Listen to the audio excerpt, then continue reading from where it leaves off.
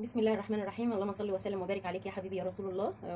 خير الكلام بدء بالصلاة على الحبيب قلبنا يطيب عليه افضل الصلاة والسلام. اللهم صل وسلم وبارك عليك يا حبيبي يا رسول الله. احنا دلوقتي انا عندي شوية ملوخية، ودي طريقة الحفظ لو هي كمية ايه معاكي. فهي دي طريقة الحفظ الجميلة اللي بتخليها خضرة زي ما هي من أول ما تعين الكيس في الفريزر لغاية ما تجيبيه لو قعدت حتى سنة.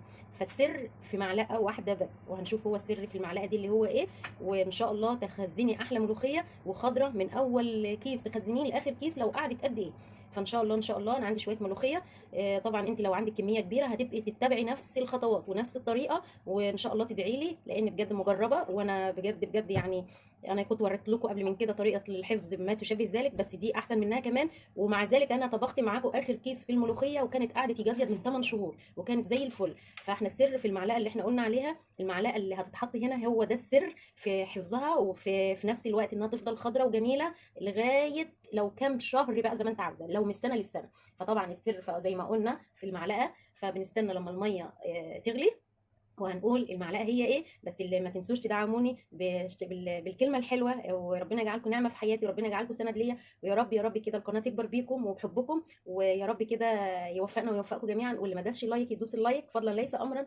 حبايبي واخواتي اللي بطلب منهم اللي ما داسش اللايك يدوس اللايك، واللي ما فعلش زر الجرس يفعله، وعلشان يوصلكم مني كل جديد. وان شاء الله تستفيدوا وتعملوا احلى ملوخيه وتخزينها ما شاء الله ما شاء الله، والله والله والله من اول كيس لاخر كيس خضره منعنعه كانك لسه خرطاها دلوقتي. طبعا السر قلنا في المعلقه، والمعلقه دي هكون ايه ان شاء الله ان شاء الله نحطها قدامكم ونشوف. واهم حاجه الطريقه الصح، واهم حاجه اتباع الخطوات وانت تحفظي احلى ملوخيه في حياتك. طبعا انا كميه بسيطه، لكن انت لو عندك كميه ايه لو فدان وعاوزه تخزنيه بنفس الطريقه خلاص. لكن انا الشويه اللي انا هعملهم قدامكم دول كانوا شويه عندي، وطبعا انا خدت منهم نصهم طبختهم والنص الثاني اللي انا هخزنهم واعملهم كيسين في الفريزر خلاص. فتابعوا الطريقه، ما تنسونيش باللايك وتشجيعكم ليا بحبكم ودعمكم اللي هو دعمكم اللي هو ايه تعليقاتكم الحلوه اللي بتفرح قلبي وبتسعدني، وبتخليني اتبع معاكم كل ما هو جديد وننزل فيديوهات ونكسر منها، بحيث ان اخواتي وحبايبي فعلا بيحبوني وبيدعموني بحبهم اللي هو اللايك مش هتفرق معاكي دوسه الصباع، لكن هتفرق معايا صدقيني. مش هتفرق معاكي كتير لكن هتفرق معايا اهو. وهنقول السر في ايه؟ معلقه السكر اهو. معلقه سكر، مفيش اكتر من كده، هتحطها في الميه خلاص. اهي دي معلقه السكر، ما تحطيش لا ملح ولا اي حاجه، هي معلقه السكر فقط لا غير. وبعد من كده هنجيب الملوخيه بتاعتنا، ومجرد يا دوبك شوفوا كاننا بنسلق ورق العنب، هو كده يعني كاننا بنسلق ورق عنب. وهنحط الملوخيه بتاعتنا تاخد يا دوبك تقليبه في الميه السخنه، ونكون محضرين في نفس الوقت ايه بقى؟ ميه ساقعه من الفريزر اهو زي ما احنا شايفين. وهنبدا نحط الملوخيه بتاعتنا اللي انتوا شايفينها حبه قليلين، لكن ما شاء الله ما شاء الله كتيره. بالنسبه لي هتعمل لي كيسين او اكتر. وفي نفس الوقت ان شاء الله طريقه حلوه وطريقه سهله وطريقه من السنه للسنه، يعني مجربه بامانه، جربوها وانتوا تعرفوا انها بجد يعني ناجحه وبجد حلوه. مش يعني اي كلام بقوله خلاص، مش اي حاجه بطلع لكم بيها الا لما بكون مجرباها الاول وبديكم الصح بتاعها. ولو كانت فشلت معايا كنت قلت لكم لا بلاش الطريقه ديت واعملوا اي طريقه تانية، لكن الحمد لله كانت من ناجحه معايا.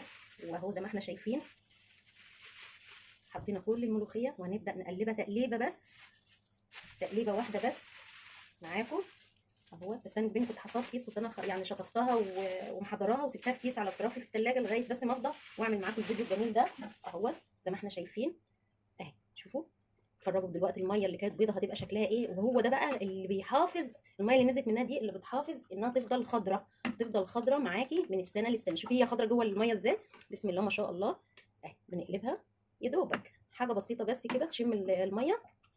مجرد ما تغلي من الجوانب نشيل الملوخيه على طول ونعمل لها صدمه بالميه ايه الساقعه. يعني هو ده حفظ الملوخيه خلاص. عاوزه تعينيها كده عينيها. طبعا بعد ما حطيتيها بقى في الميه الساقعه عاوزه تحطها في الكبه وتضربيها عشان تبقى جاهزه على طول برضو بسم الله ما شاء الله، لان في ناس بتحب انها تعينها كده ووقت ما كده تضربها هي في الكبه.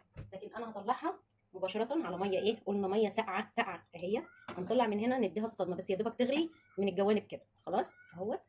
شوفوا هوريكم شكل الميه بقى اللي نازله منها. هي دي بقى الميه اللي هي مش مستحبه، اللي هي بتديها سمار بعد من كده في التخزين خلاص. وماده الحفظ الحلوه ليها اللي هي المعلقه، السر في المعلقه اللي هي معلقه السكر. وهنشوف مع بعض احلى ملوخيه، وان شاء الله ان شاء الله تجربوها ومش هتندموا صدقوني اهو. ومعاكم واحده واحده اهي، يا دوبك تبقبق بس كده من الجوانب ونشيلها خلاص. انا مش فاصله الفيديو معاكم اهوت من الاول للنهايه. نقلبها بس قلبه مش هوريكم الميه شكلها ايه. الميه شكلها بقى بصوا نازل منها ميه شكلها مش مستحب. هي دي بقى اللي بتسمر الملوخيه في التخزين، او هي دي اللي بتعمل لها ايه، لون مش مستحب.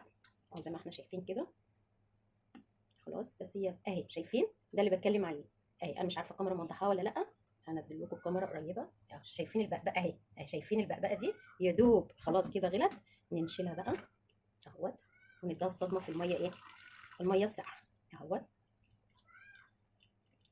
اهي كده اهي.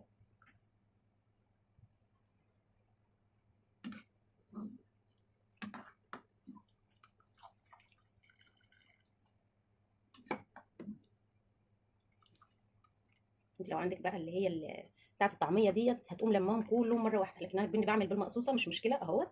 يعني الصرافي اللي عنده دي اللي عنده ده الجيش قال له ايه الصرافه اهوت.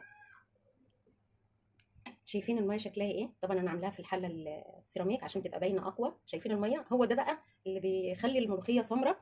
وهي الميه الساقعه، انا قلت لكم ان احنا بناخدها من هنا نشيلناها حطيناها في الميه الساقعه، وبعد من كده هنشيلها وديها فين، هحطها في الكبه على طول مباشره.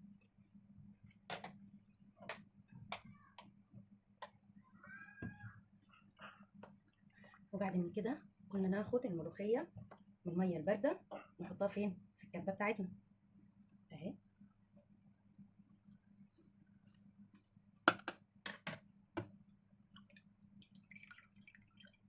زي ما احنا شايفين كده، ونبقى نزود في الاخر.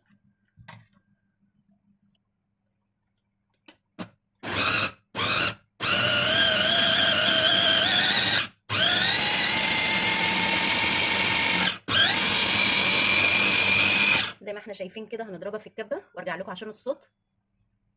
زي ما احنا شايفين اهيت، بسم الله ما شاء الله.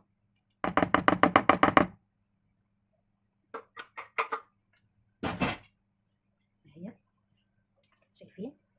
هنحطها بقى في الاكياس ومفيش اكتر من كده. نحطها في الاكياس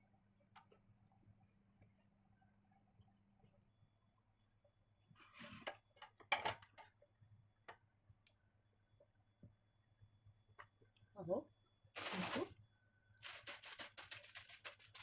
تعملي انت بقى على قد كيس الحفظ اللي انت عاوزاه اهو. اعملي بقى زي ما يجي، كيس كيسين زي ما يجي، لكن دي كميه صغيره تمام اهي. دي كميه صغيره فانا عملت منها كيس، ودول انا هعملهم دلوقتي خلاص. لكن انا بتكلم لو عندك كميه، لو فدان عاوزه تحفظيه بنفس الطريقه دي. وايه رايكم؟ شوفوا خضرها، شوفوا جمالها، بجد بجد جميله، والطريقه مجربه، والطريقه انا كنت حافظاها في الفريزر وكنت بطبخ منها، ومن اول كيس لاخر كيس وهي خضره ومنعنعه. والسلام عليكم ورحمه الله وبركاته. ما تنسونيش بالدعم، بتشجيعكم ليا بالكلمه الحلوه واللايك، دوس لايك فضلا ليس امر. والسلام عليكم ورحمه الله وبركاته.